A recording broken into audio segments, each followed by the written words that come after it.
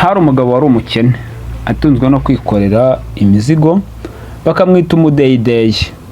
Umunsi umwe ari mu nzira yikoreye aza kunanirwa, aratura maze aricara ngo aruhuke.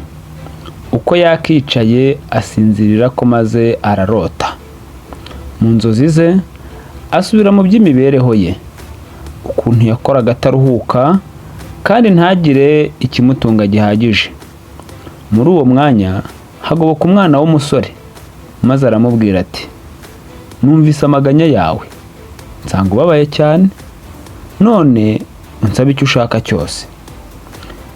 Umugabo kubera ubutindi yari afite amusubiza atabanje gutekereza ati, nyagasani, ndagusaba ngo ikintu nzajya nkoraho cyose kijye gihinduka zahabu.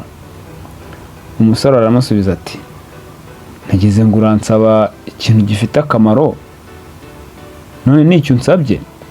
Cyakora kuko ari cyo ushaka, ngaho wibuke ubyifuza. Amaze kuvuga atyo arazimira. Nuko umugabo ashaka kureba ko ibyo wa musore amaze kumubwira ari byo. Afata ingata ngo yikorere umutwaro, ingata ihinduka zahabu. Agiye kureba asanga n'ibyo yari yikoreye byose byahindutse zahabu. Mbega ibyishimo! Umugabo asimbukira hejuru maze ati, hahandi he no kuzongera kwirirwa nkora. Kuva ubu nzajya ndya icyo nshatse cyose n'inzoga nshatse yose, ariko cyane cyane ubuki. Hehe n'ubutindi kandi nzongere kunywa amazi ukundi. Hashize akanya afata impamba yari yitwaje ngo asezere ku butindi. Agifata ikijumba ngo atamire, abona gihindutse zahabu. Yitabaza amazi ngo asome, yasama amazi ntaze, kuko nayo yari yahindutse zahabu. Umugabo biramushobera, niko kuvuga ati, ndabigenza nte? Umuntu ashobora kubeshwaho n'amabuye? Ko ntuzi ndya ngasanga ari amabuye, nanywa amazi ngasanga ni kwa kundi. Ntabwo nikoreye irya kabara.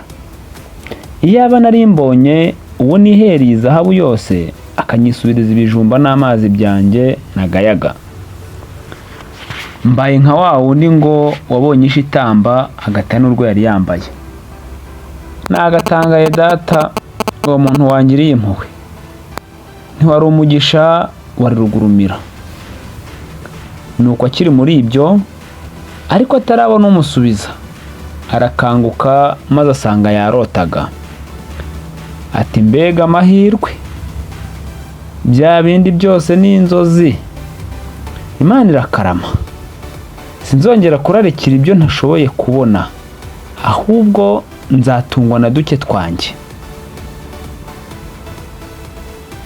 Ngayo nguko rero mwiyumviye inzozi z'umuntu w'umukene. Sinzi niba ari umuntu w'umukene gutyo gusa, cyangwa se twabyagura tukabigira ibintu birebire. Buriya hari ugusaba, hari no gusaba neza. Twese tugira ibyo dukeneye, tugira abafite ibyo baturusha, ariko nuhura n'umuntu ugize icyo akurusha, jya umusaba mu by'ukuri ikintu ubona ukeneye kandi ikintu cyakugirira akamaro. Ntabwo ari ugupfa gusaba gusa, ntabwo ari ugupfa guhabwa gusa. Hari ibintu wahabwa ukabura ikintu bimaza, bitewe n'uko mu buzima bwawe ibyo bintu nta kintu biri bukumarire. Tujye tumenya gusaba neza, ariko kandi reka nkomoze no kubajya basenga.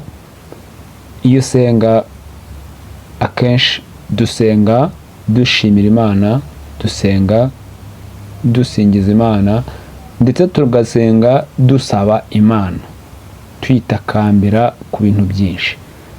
Nujya gusenga, jya usenga usaba Imana cya kintu ukeneye ukiraseho. Uko ukivugaho, uko ukirasaho nyirizina, niko n'Imana nayo igiye kugusubiza, igusubiza kuri cya kintu wayisabye. Naho niba usabye mu kavuyo ukasaba ushidikanya ku kintu iki cyangwa kiri, iki cyangwa kiriya, nayo nijya kugusubiza izagusubiza iri gushidikanya gutyo nyine. iguhereze wihitiremo, kandi nujya guhitamo uzahitamo nabi. Wakoze rero gukurikirana iyi video ukayirangiza. Ciao ciao.